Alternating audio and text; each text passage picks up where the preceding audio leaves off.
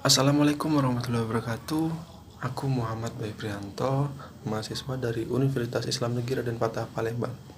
Di video kali ini aku ingin membahas tentang atau memberikan informasi tentang sejarah awal masuknya suku Jawa di Indonesia. Dan juga aku ingin membahas tentang salah satu tradisi suku Jawa yang ada di Indonesia sesuai dengan judulnya, yaitu Malam Satu Suro. Mengapa sih malam satu suro itu dianggap sakral? Mengapa sih malam satu suro itu dianggap angker? Sini aku jelasin. Oke teman-teman, pembahasan pertama aku ingin membahas tentang sejarah awal masuknya suku Jawa di Indonesia. Sejarah awal yang ditemukan pada waktu itu yang lebih jelas, yaitu menurut surat kuno Keraton Malang, asal usul suku Jawa berasal dari kerajaan Turki pada tahun 450 sebelum Masehi. Kala itu Raja Rum, raja dari kerajaan Turki, mengutus para penduduknya untuk membuka lahan di pulau kekuasaannya yang belum berpenghuni. Namun, karena gangguan binatang buas, banyak penduduknya yang menderita sehingga mereka pulang kembali ke negara aslinya. Kemudian, pada tahun 350 sebelum Masehi, raja kembali mengirim para penduduknya untuk kedua kalinya. Perpindahan tersebut membawa 20.000 kaum laki-laki dan juga 20.000 kaum perempuan berasal dari Coromandel. Perpindahan dipimpin oleh Ali Kajer yang menemukan Nusa Kendang dengan dataran tinggi yang ditutupi oleh hutan lebat dan juga masih banyak binatang buas.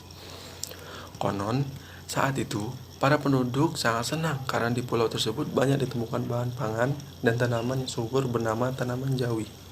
Tanaman jawi banyak ditemukan di mana-mana, maka dari itu nama dari jenis tanaman inilah yang dijadikan sebagai nama pulau tersebut, yakni Pulau Jawi.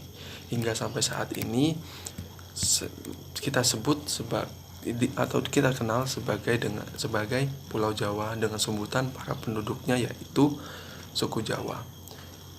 Jadi karena itulah asal usul atau asal muasal suku Jawa datang ke Indonesia dimulai dari sebuah tanaman yang disebut. Oke teman-teman, seperti yang kita ketahui, suku Jawa itu merupakan suku mayoritas yang ada di Indonesia karena suku Jawa menjadi salah satu suku terbesar di Indonesia dengan jumlah sekitar 40,22% dari populasi manusia di Nusantara. Suku yang memiliki banyak keunikan di bidang budaya, bahasa, dan kuliner khasnya ini terkenal dengan sifat dan tutur katanya yang halus. Tidak hanya bertempat tinggal di Pulau Jawa, suku Jawa tersebar di berbagai pelosok di Indonesia, yaitu di Pulau Jawa, itu mayoritas, di Pulau Sumatera, Kalimantan, di Sulawesi, Bali, dan lain-lain sebagainya itu pasti kita menemukan orang-orang suku Jawa. Jadi gak heran ya teman-teman, di berbagai tempat kita menemukan orang-orang suku Jawa, termasuk di daerah saya, di daerahku ini mayoritas semua orang suku Jawa, walaupun memiliki agama-agama berbeda, tetapi tetap kadang mereka itu orang-orang suku Jawa. Jadi misalnya tidak heran teman-teman, aku sedang berlibur atau berwisata ke Pulau Jawa, aku bisa bahasa Jawa, jadi udah tidak heran itu. Seperti contohnya misalnya di Yogyakarta ya teman-teman. Yogyakarta itu banyak turis-turis atau wisatawan mancanegara yang suka berkunjung ke Yogyakarta karena salah satunya yaitu orang-orang di sana itu memiliki sopan santun dan tutur kata yang sangat lemah lembut dan juga sopan. Jadi gak heran mereka tuh suka dengan orang-orang di Jawa. Dan juga kuliner khasnya itu yang merupakan khas dari daerah Jawa, dari daerah Jogja. Jadi gak heran mereka senang dengan kuliner khas dari suku Jawa. Oke teman-teman, peradaban suku Jawa termasuk maju. Hal ini dikarenakan dengan sejarah awal masuknya di Indonesia itu dengan dibuktikannya karena adanya peninggalan kerajaan-kerajaan besar yang ada di tanah Jawa. Itu salah satunya kerajaan Majapahit ya teman-teman, dan masih dapat dilihat hingga kini. Misalnya berupa candi-candi, yaitu Candi Borobudur, Candi Prambanan, Candi Mendut, Candi Singosari, dan lain sebagainya yang mungkin gak bisa aku ucapkan atau nggak bisa aku sebutkan satu persatu ya teman-teman. Mungkin di antara kalian juga udah ada yang mengetahui candi-candi yang lainnya dari yang lain dari yang saya sebutkan tersebut. Walaupun suku Jawa telah tersebar di seluruh Nusantara, namun banyak orang yang tidak tahu bagaimana sejarah dan asal-usul suku Jawa. Apakah suku Jawa berasal dari nenek moyang asli pribumi atau mereka berasal dari pendatang?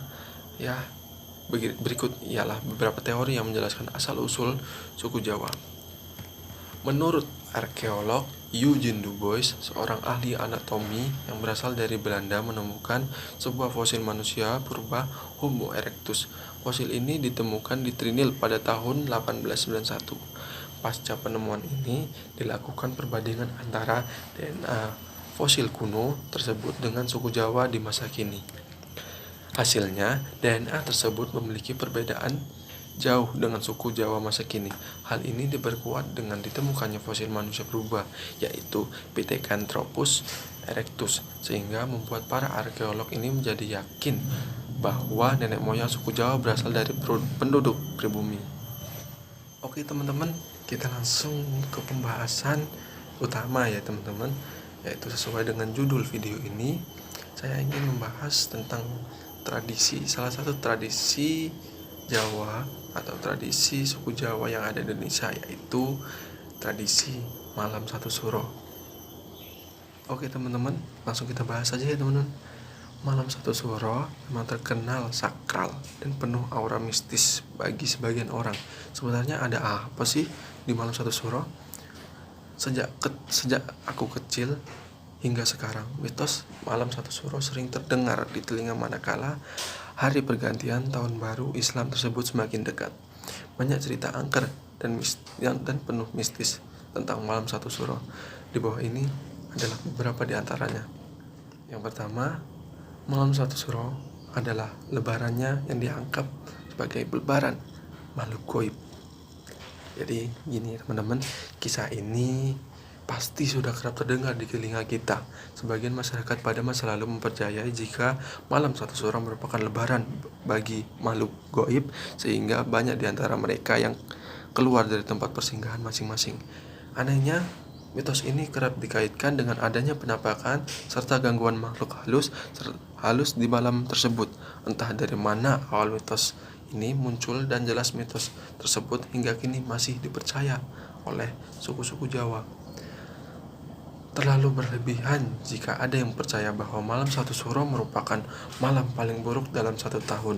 Bahkan ada beberapa orang yang menganggap bahwa di bulan suro terdapat banyak sekali sial dan bencana yang akan menimpa umat manusia.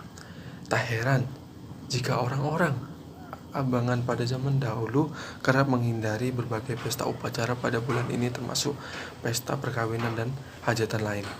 Nah, jadi teman-teman, di daerahku juga menerapkan seperti itu teman-teman.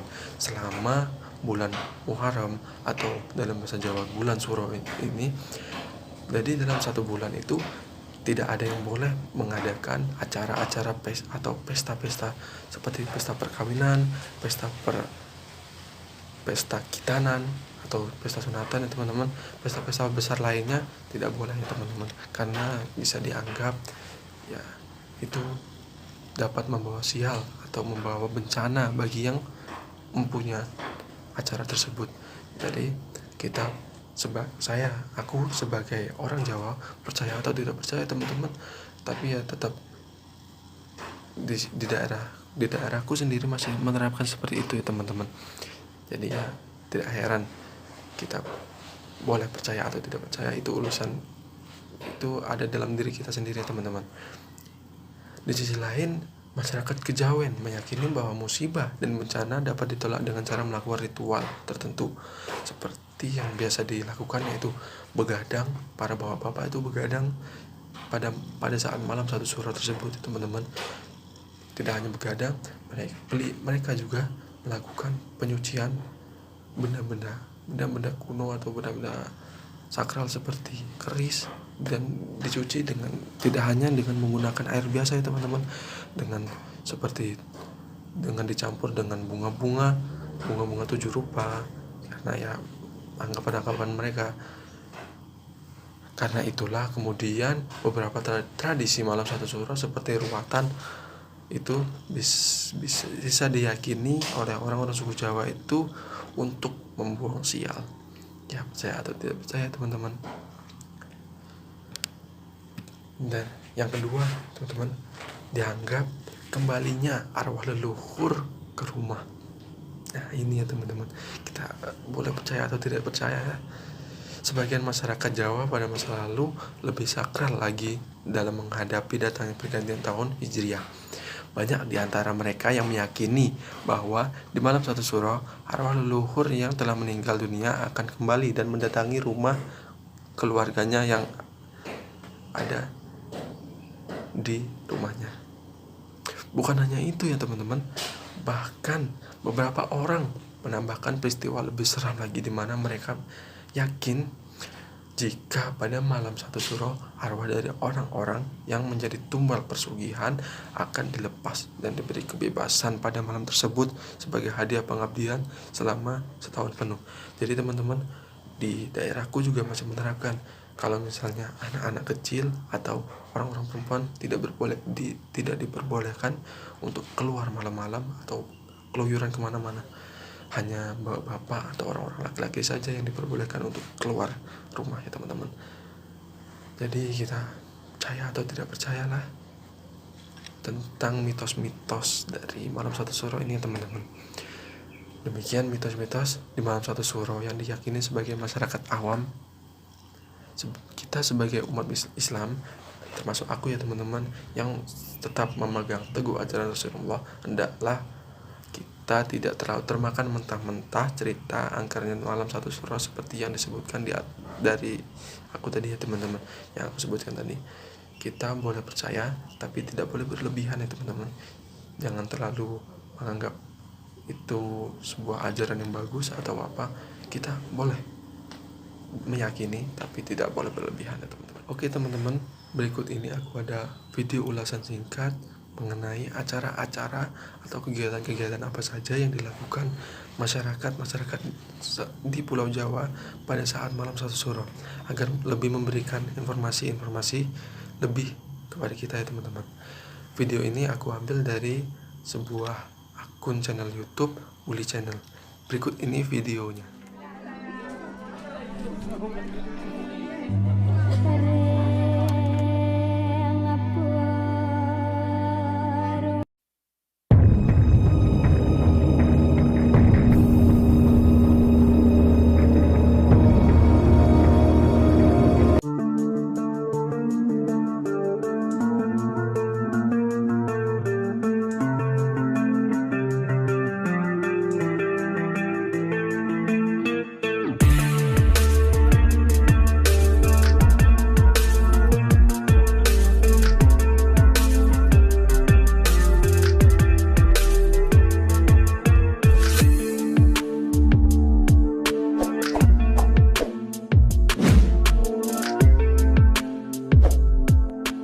Tahun Baru Islam atau biasa disebut 1 Muharram adalah tanggal yang penting bagi umat Islam untuk memperingati hijrahnya Nabi Muhammad SAW dari Mekah ke Madinah.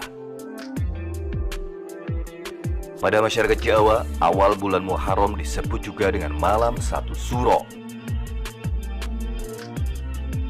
Tanggal 1 Suro pada tahun 2021 ini jatuh pada Selasa 10 Agustus 2021. Tanggal ini juga kerap diwarnai dengan mitos 1 Suro. Dikutip dari berbagai sumber, nama Suro diciptakan oleh Sultan Agung Adiprabu Hanyaragrusumo 1613 sampai 1645 sejak Kerajaan Mataram Islam.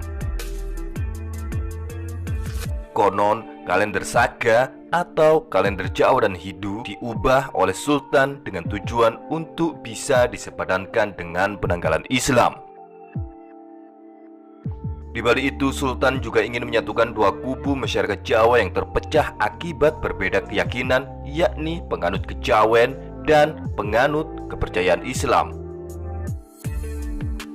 Kini, malam 1 Suro dipercaya sebagai datangnya Aji Saka ke Pulau Jawa yang datang membebaskan rakyat dari genggaman makhluk gaib. Masyarakat Jawa, khususnya Kesultanan Yogyakarta, Kasunanan Surakarta, dan Kasepuhan Cirebon tak akan melewatkan ritual rutinnya setiap tahun untuk memperingati malam yang sakral itu. Mengelilingi benteng keraton, memandikan benda-benda pusaka, berendam di kali, mandi kembang, dan mengarak kerbau bule merupakan beberapa ritual yang dilakukan dan dianggap membawa keberkahan pada malam satu suro. Bukan hanya dipercaya membawa berkah, malam satu suro juga dianggap membawa sial bagi mereka yang melanggar pantangan menurut kepercayaan setempat. Malam satu suro diyakini sebagai malam yang sangat sakral dan berkaitan dengan hal-hal mistis dan penuh misteri. Berikut beberapa hal mistis yang dipercaya terjadi pada malam satu suro. Yang pertama, dilarang mengadakan pesta pernikahan. Budaya Jawa sangat menentang jika orang tua menikahkan anaknya pada bulan suro. Kepercayaan mereka mengatakan jika tetap dilakukan, keluarga akan mendapatkan kesialan bahkan musibah kematian. Beberapa mengatakan ini hanyalah mitos belaka. Alasannya, jika masyarakat mengadakan pesta pada malam suro, ini dianggap akan menyaingi ritual keraton yang akan dirasa sepi. Selain pesta pernikahan, pesta-pesta lainnya seperti sunatan dan lainnya juga dilarang. Sampai saat ini, mitos ini masih kental dan dipercaya oleh masyarakat Jawa. Yang kedua, larangan tak boleh keluar rumah. Pada saat malam satu suro, masyarakat Jawa dipercaya lebih baik berdiam di rumah. Karena jika memaksakan pergi keluar, kesialan dan hal buruk bisa saja menimpa. Yang ketiga, dilarang melakukan pindahan rumah. Menurut primbon orang Jawa, ada yang disebut hari baik dan ada yang pula disebut hari buruk. Sebagian orang percaya untuk tidak melakukan pindahan rumah saat malam satu suro karena dianggap bukan hari baik. Sedangkan menurut agama Islam, semua hari adalah baik. Maka dari itu, pada setiap malam satu suro, setiap warga masyarakat tidak diperkenankan untuk keluar rumah dan memperbanyak zikir dan ibadah di dalam rumah. Pantangan keempat adalah tak boleh berbicara. Beberapa orang memilih untuk melakukan ritual masing-masing pada saat satu suro. Beberapa orang di antaranya melakukan tapa bisu. Namun, saat mengikuti ritual tapa bisu atau ritual mengelilingi benteng Keraton Yogyakarta, sangat dipantangkan untuk berbicara satu kata pun. Makan, minum, serta merokok juga sangat dilarang untuk dilakukan pada saat ritual tapa bisu. Di Indonesia memang ada berbagai banyak cara yang dilakukan untuk memperingati satu Muharram atau satu suro, misalnya seperti berdoa dan menyantuni anak yatim. Ada pula yang melakukan pawai obor di beberapa daerah dan di masyarakat Jawa merayakan ritual malam satu suro. Ini menandakan beragam budaya dan adat tradisi yang dimiliki Indonesia masih digenggam erat oleh masyarakat setempat. Hanya saja, hal yang tak boleh dilewatkan pada tahun baru Islam atau satu Muharram adalah mendekatkan diri kepada Tuhan dibanding percaya dengan mitos satu suro.